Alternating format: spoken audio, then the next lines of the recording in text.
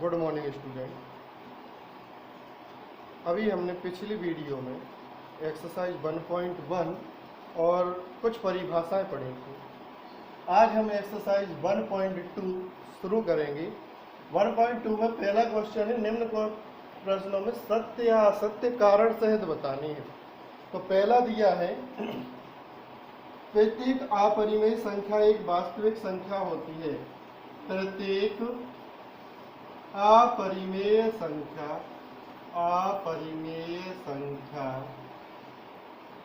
एक वास्तविक संख्या होती है। तो हमें इसमें सत्य असत्य बताना है।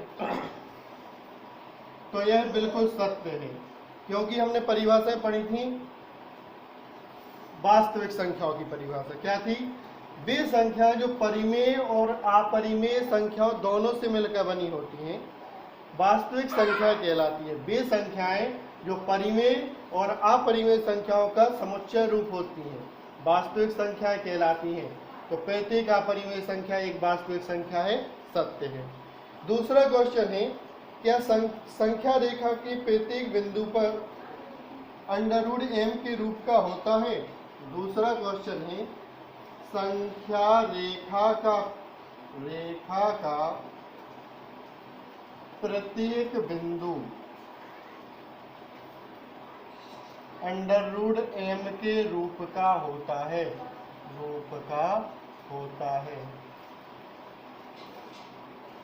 जहां m प्राकृत संख्या है। तो यह असत्य है। अब क्यों है यह असत्य? तो हम देखेंगे, लिखा है m प्राकृतिक संख्या है। प्राकृतिक संख्या क्या होती हैं? वे संख्याएं जो एक से प्रारंभ होकर आगे की ओर बढ़ती जाती है, प्रारंभिक संख्या प्राकृतिक संख्याएं हैं। जैसे यहाँ पर m यदि प्राकृतिक संख्या लिखा जाए तो m के मान 1, 2, 3, 4, 5, 6 डॉट डॉट डॉट होंगे। यदि हम √m की वैल्यू निकालें तो यदि √m की जगह हम 1 रख दें तो इसकी वैल्यू 1, यदि हम √m की जगह 2 रख दें तो इसका अलग मान आएगा। तो √2 की वैल्यू हमारी कितनी हो जाएगी? 1.412 डॉट डॉट डॉट, मतलब ये आगे की ओर बढ़ता जाएगा। ऐसे यदि हम √m की जगह 3 रख दें तो ये क्या है? 1.732 डॉट डॉट डॉट इस प्रकार निकलेगा। तो ये तो शांत हमें मिल गया, लेकिन ये क्या है? अशांत है। मतलब इनकी जो वैल्यू है वो लगातार निकलती रहेगी आगे की ओर। तो इस प्रकार यह क्या है? एक प्रकार के शांत दशमलव प्रसार है। और ये शांत दशमलव प्रसार है और ये अशांत दशमलव प्रसार है। अशांत दशमलव प्रसार को हम संख्या रेखा पर निरूपित नहीं कर पाएंगे। अतः √m के रूप में संख्या रेखा पर प्राकृतिक संख्या को निरूपित करना क्या है? अत्यंत ही दुर्लभ है। अतः यह कथन असत्य है। अब हम तीसरा पॉइंट देखेंगे। लिखा है, प्रत्येक वास्तविक संख्या एक अपरिमेय संख्या होती है। प्रत्येक वास्तविक संख्या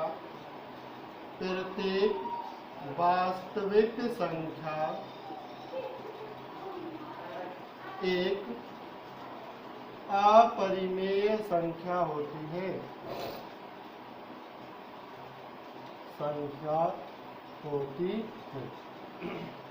तो देखिए, परिमेय संख्याओं और अपरिमेय संख्याओं, तो जी कथन भी असत्य है, क्योंकि परिमेय संख्याओं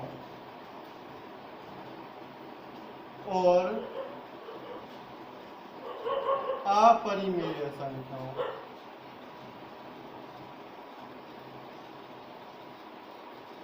परिमेय संख्याओं और अपरिमेय संख्याओं के संग्रह को हम वास्तविक संख्या कहते हैं।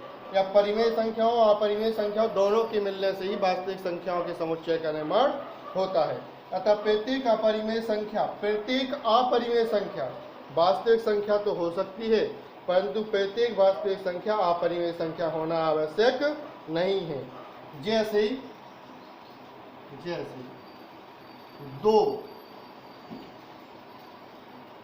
वास्तविक संख्या है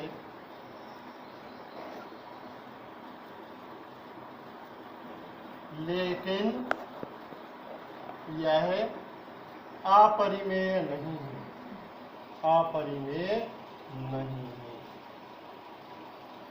अतः यह कथन असत्य है। क्यों? क्योंकि वास्तविक संख्याएं अपरिमेय नहीं हो सकती, लेकिन सभी अपरिमेय संख्याएं वास्तविक संख्याएं हो सकती हैं। अब देखिए दूसरा क्वेश्चन है, क्या सभी धनात्मक पूर्णांकों के वर्गमूल अपरिमेय होते हैं? यदि नहीं तो ऐसी संख्या उदाहरण में लिखिए जिनका वर्गमूल परिमेय संख्या है। तो अब हम देखेंगे इसका सॉल्यूशन, हल। क्वेश्चन लिखा है, क्या सभी धनात्मक पूर्णांकों के वर्गमूल अपरिमेय होते हैं? नहीं, सभी धनात्मक पूर्णांकों के वर्गमूल अपरिमेय नहीं होते। जैसे यदि हम √1 का मान निकालें या 1 का वर्गमूल निकालें तो इसका मान कितना आता है? +-1। यदि हम √4 का मान निकालें तो इसका मान कितना आएगा? +-2। यदि हम √9 का मान निकालें तो इसका मान कितना आएगा? +-3। तो ये 1, 2, 3 ये क्या है? परिमेय संख्या है, ना कि अपरिमेय। तो अभी क्वेश्चन में लिखा है यदि नहीं, तो हमने आंसर लिख दिया नहीं। ऐसी संख्या उदाहरण में लिखिए जिनका वर्गमूल परिमेय संख्या है, तो √1, √4, √9 ऐसी संख्याएं, या 1, 4, 9, 16, 25 ऐसी संख्याएं हैं जिनके वर्गमूल क्या है? परिमेय संख्याएं हैं। अब हमने परिमेय संख्याओं की परिभाषा पिछली एक्सरसाइज में पढ़ी थी। परिमेय संख्या क्या है?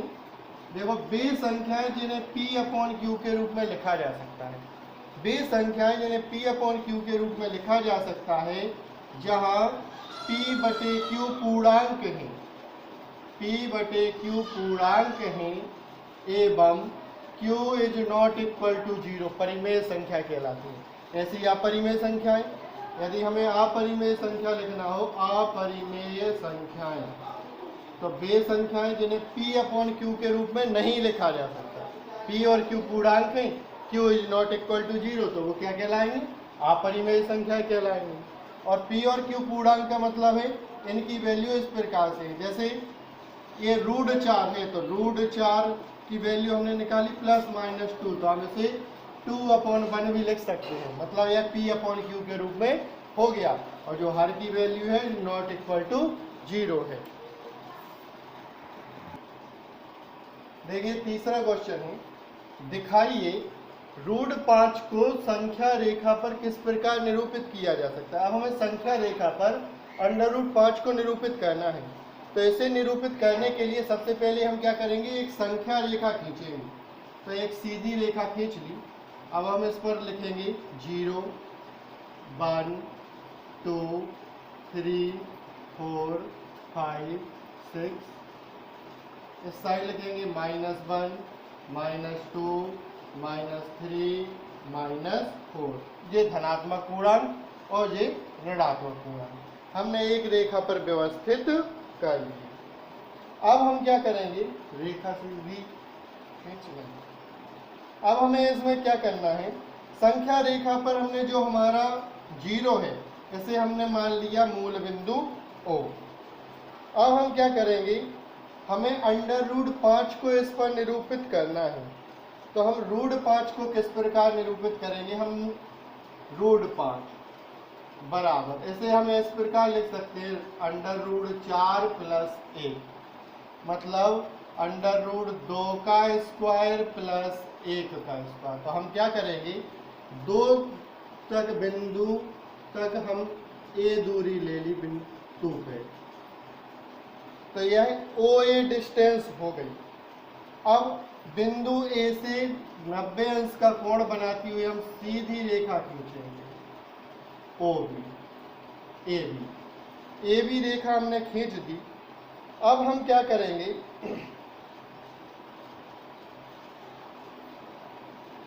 हम समकोण त्रिभुज OAB की, इसे हम M लिख देंगे। अब हम क्या करेंगे? हमने 2 दूरी तो ले ली है, अब हम 1 इकाई की दूरी लेके और बिंदु A पे प्रकाल की नोक रख के एक चाप काट देंगे। ए पे प्रकाल की नोक और इधर पेंसिल की नोक 1 इकाई की दूरी लेकर चाप काट दिया या 1 सेंटीमीटर और हमने ऐसे मिला दिया, तो ये हो गया बिंदु बी। इस प्रकार हमारा समकोण त्रिभुज ओ ए बी की रचना हो गई। अब हम क्या करेंगे, बिंदु ओ से ओ बी त्रिज्या का एक चाप हम आगे की ओर घुमा देंगे।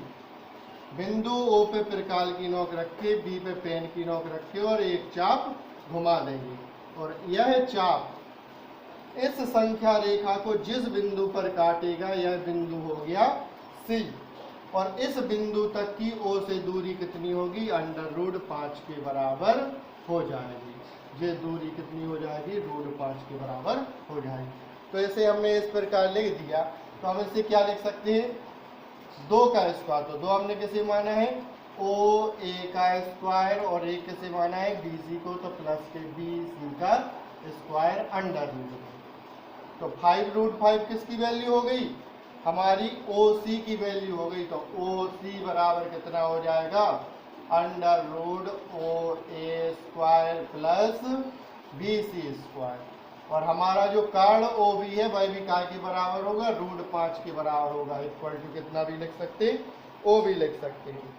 और जो √5 की वैल्यू है वह कितनी निकल के आएगी, तो √5 की वैल्यू होगी 2.236 लगभग।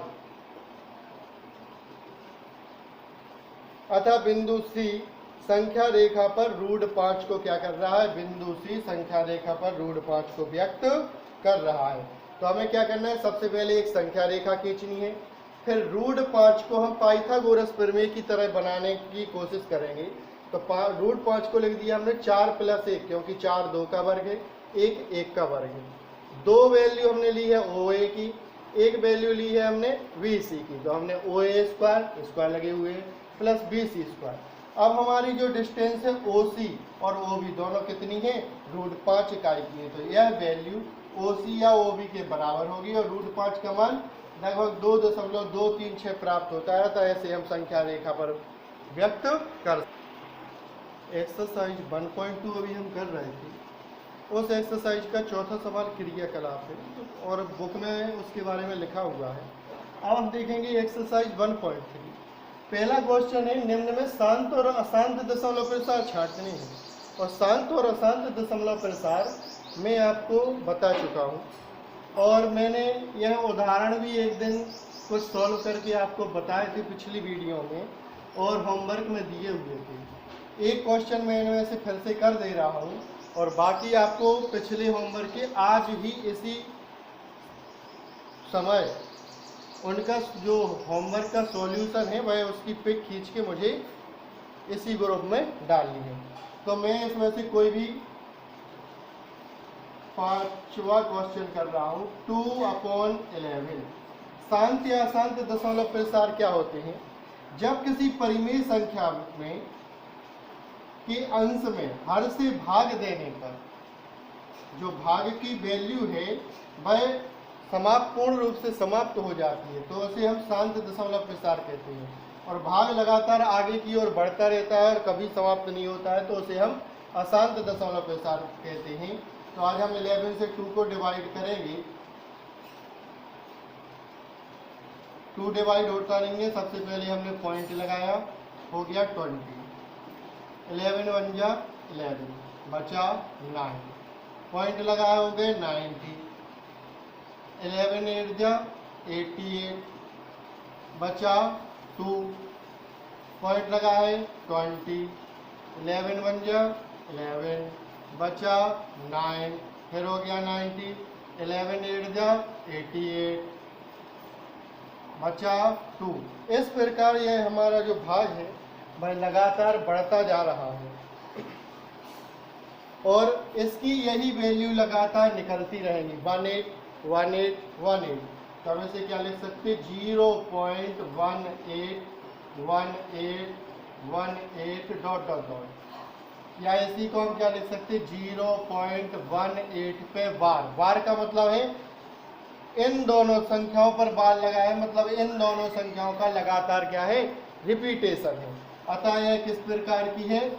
अशांत दशमलव प्रसार है, अशांत दशमलव प्रसार। यदि यह भाग यहीं कहीं पर समाप्त हो जाता और कुछ भी शेष नहीं बचता तो यह क्या होता? शांत दशमलव प्रसार होता। दूसरा क्वेश्चन है, क्या आप जानते हैं कि 1/7 बराबर, दूसरा क्वेश्चन है, क्या आप जानते हैं कि 1/7 इक्वल टू 0.142857 है? वास्तव में लंबा भाग दिए बिना क्या आप बता सकते हैं कि 2/7, 3/7, 4/7, 5/7, 6/7 की दशमलव प्रसार क्या है? यदि हाँ तो कैसे? तो देखिए, हमें 1/7 की वैल्यू दी हुई है 0.142857 और इस पे लगा हुआ है बार। इस बार का तात्पर्य यह है कि 0.142857, फिर से इसी का रिपीटेशन होगा 142,857, फिर से इसी का रिपीटेशन होगा 142,857 डॉट डॉट डॉट। मतलब इस प्रकार की संख्या ये लगातार आगे बढ़ रही होंगी। तो हमें 1.7 की वैल्यू इतनी दी हुई है 0.142857। अब हमें बिना भाग दिए 2/7, 3/7, 4/7, 5/7 और 6/7 के दशमलव प्रसार बताने हैं। तो हम क्या लिखेंगे? इसे लिख देंगे 2/7। तो हम इसे क्या लिख सकते? 2 × 1/7। तो हम क्या लिखेंगे? 2 × 1/7 की वैल्यू रखेंगे यानी 0.142,857। अब हम 2 से इसमें क्या कर देंगे? मल्टीप्लाई कर देंगे। 2 7 या 14, 4 1 कैरी, 2 5 या 10 और 1 11 1 कैरी, 2 8 या 16 और 1 17 की 7 1, 2 2 या 4 और 1 5, 2 4 या 8, 2 1 या 2.0 और बार लगा हुआ है तो हम बार लगा देंगे। अब इसी प्रकार हम निकालेंगे 3/7 की वैल्यू। तो 3 मल्टीप्लाई 1/7, तो 3 × 0.142,857। तो इसका मल्टीप्लाई करेंगे 3 7 या 21, कैरी या हासिल आई 2, 3 5 या 15 और 2 कितने हो गए? 17, हासिल 1, 3 8 या 24 और 1 25, 2 3 2 या 6 2 8, 3 4 या 12 के 2 1 कैरी, 3 1 या 3 और 1 4, पॉइंट लगा देंगे, 0 लगा देंगे। ये आ गया 1/3 की वैल्यू। अब हम आगे देखेंगे 4/7 की वैल्यू। तो 4 मल्टीप्लाई 1/7, तो 4 मल्टीप्लाई 0.142,857। इसका मल्टीप्लाई आप करेंगे 5/7, कैसे लिखेंगे? 5 × 1/7, 5 × 0.142,857। इसका मल्टीप्लाई भी आप लिखेंगे 6/7, तो 6 × 1/7 इक्वल टू, पूरा लिख के यह आप ही को सॉल्व करना है। तो ये दूसरा क्वेश्चन हो गया। इसमें हमने बिना भाग लगाए हुए 1/7 की सहायता से 2/7, 3/7 की वैल्यू प्राप्त की। ऐसे 4/7, 5/7 और 6/7 की वैल्यू आप प्राप्त करेंगे।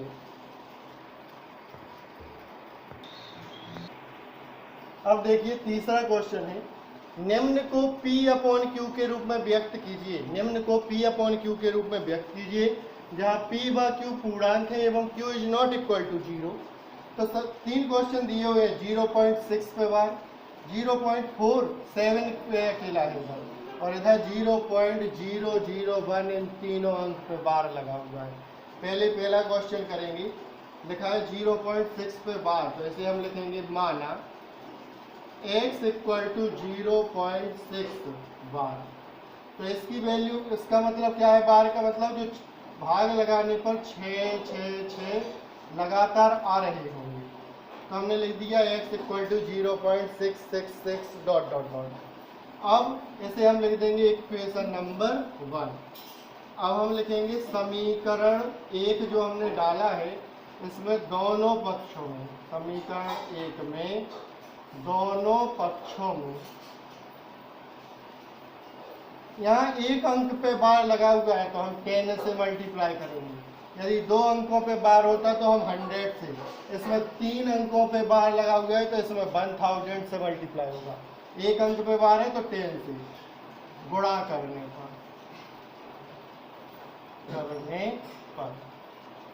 कर देंगे तो 10 का x में तो 10x इक्वल टू, इसके में 10 का मल्टीप्लाई करेंगे, पॉइंट एक अंक पीछे की ओर खिसक जाएगा तो 6.666 इसी प्रकार डॉट डॉट डॉट आ जाएगी। समीकरण नंबर लिख देंगे 2।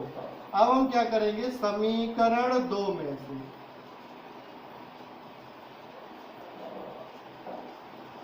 समीकरण 1 को घटाने पर,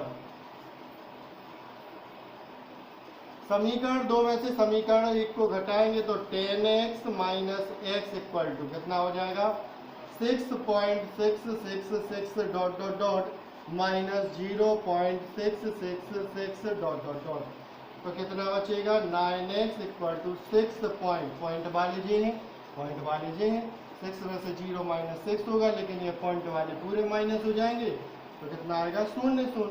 पॉइंट के बाद 0 की वैल्यू कुछ नहीं है तो x इक्वल टू कितना हो जाएगा 6/9 या 2/3। ये x की वैल्यू आ गई जो p और q के रूप में है और 2 और 3 दोनों ही पूर्णांक हैं और हर का मान 0 नहीं है, अर्थात q is not equal to 0। यदि हम उत्तर की जांच करना चाहें, उत्तर की जांच, तो यदि हम 3 की वैल्यू से 2 को डिवाइड कर दें, तो पॉइंट लगाएंगे 20, 3 6 जा 18, फिर बचेगा 2, 3 6 जा 18, फिर बचेगा 2, पॉइंट लगाया 0, 3 6 जा 18, बचा 2। इसी प्रकार का डिवाइडेशन लगातार चलता रहेगा। तो अब इसको क्या लिख देंगे 0.6 पे बार के रूप में, अर्थात दिया है उत्तर की जांच हो गई और हमारा क्वेश्चन क्या है, बिल्कुल ही सही है। अब हम देखेंगे इसका दूसरा क्वेश्चन। तो इसमें लिखा है 0.47 पे बार है, तो हम मान लेंगे, माना x इक्वल टू 0.47 बार। यहाँ देखेंगे दशमलव के बाद 4 है और 7 अकेले पर बार लगा हुआ है, मतलब एक अंक पे बार लगा है तो हम दोनों ओर कितने का 10 का मल्टीप्लाई करेंगे, क्यों, हमें कितने अंकों पे बार लगा है उससे मतलब है। तो दोनों ओर 10 से मल्टीप्लाई या गुणा करने पर तो 10 का जब हम x में मल्टीप्लाई करेंगे 10x इक्वल टू कितना हो जाएगा, इसे हम क्या लिख सकते 0.4777 डॉट डॉट। तो जब हम 10 का इसमें मल्टीप्लाई करेंगे पॉइंट एक अंक खिसक जाएगा, कितना हो जाएगा 4.777 dot dot dot. Equation number 1, इसे इक्वेशन नंबर 2। अब हम लिखेंगे समीकरण 2 माइनस 1 से हम घटा देंगे समीकरण 2 में से समीकरण 1 को, तो 10x minus x equal to 4.777 dot dot dot minus 0.4777, ये वाली जो वैल्यू रख रहे हैं डॉट डॉट डॉट। अब हम लेस करेंगे तो 9x इक्वल टू 7 में से 7, इधर हम देखेंगे केवल इन्हीं अंकों में डिफरेंस है, बाकी सब सेम है। तो 7 में से पॉइंट की जगह इधर 0 है, इधर पॉइंट के आगे 0 और इधर पॉइंट के आगे 4, मतलब 4 में से 0 लेस करना है। इधर पॉइंट के जस्ट बाद 7 और इधर 4 और लगातार बाकी सब 7 है, तो 7 में से 7 0, तो 7 में से 4 माइनस करेंगे तो 0.300 बचेंगे और इधर 4 में से 0 माइनस करेंगे तो बचेगा 4। तो x इक्वल टू कितना हो जाएगा 4.3/9, पॉइंट के बाद 0 की कोई वैल्यू नहीं है, पॉइंट हटाएंगे हो गया 90, तो x की वैल्यू आ गई 43/90। या दूसरे क्वेश्चन में 0.47 का दशमलव प्रसार हो गया। अब हम देखेंगे हमारा तीसरा क्वेश्चन। तीसरा क्वेश्चन है 0.001। तो हम इसको भी इसी प्रकार से सॉल्व करेंगे जैसे हमने दूसरा किया है। तो हम इस पॉइंट 001 को x के बराबर मान लेंगे।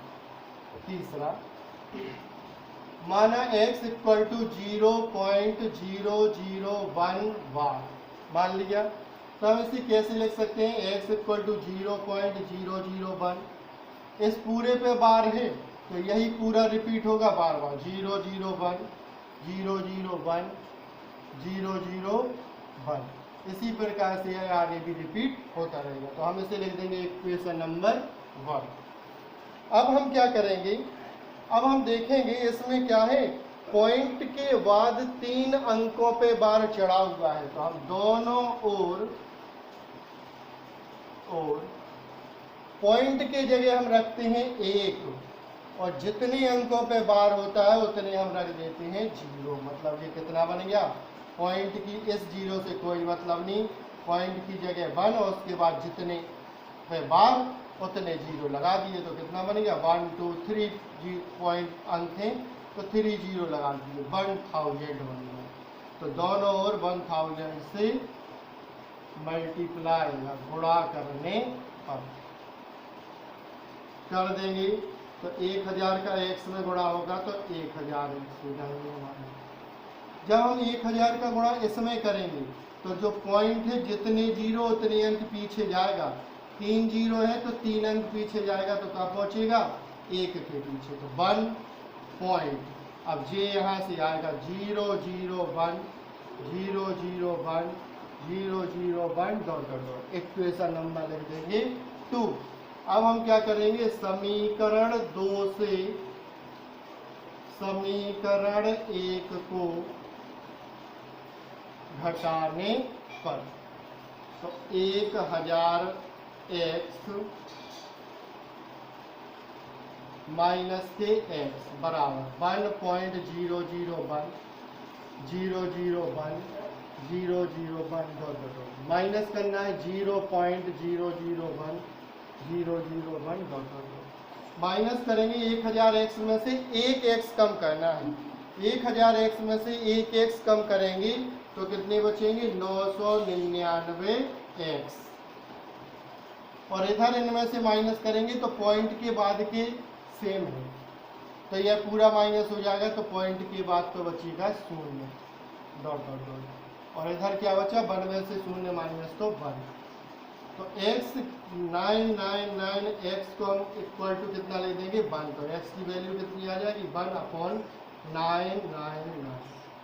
यह हमारी x की वैल्यू निकल के आ गई। मतलब 0.001 की वैल्यू कितनी है? x equal to 1/999। मतलब इससे यदि हम 1 को डिवाइड करें तो हमें लगातार यह मान प्राप्त होंगे। अब 2 क्वेश्चन हम आपको होमवर्क में लिख रहे हैं। यह आपको अभी हमें कल इनकी पिक आपको हमें सॉल्व करके डालनी है और जो हमने पिछली वीडियो में कुछ सवाल दिए थे उनके सॉल्यूशन की पिक आप आज ही हमें डालेंगे। तो होमवर्क के आपके क्वेश्चन हैं। पहला 0.999 डॉट डॉट डॉट, इसे हमें P/Q के रूप में ही व्यक्त करना है। और दूसरा क्वेश्चन 0.361 वाट। इन दोनों को हमें क्या करना है? P/Q के रूप में व्यक्त करना। गुड मॉर्निंग स्टूडेंट, आज की हमारी वीडियो समाप्त हो गई और हम आशा करते हैं कि आप इन सवालों को घर पे लगाएंगे और इनका नियमित अध्ययन करते रहेंगे। और जो ना आए उसे इसी वीडियो के माध्यम से या इसी व्हाट्सएप ग्रुप के माध्यम से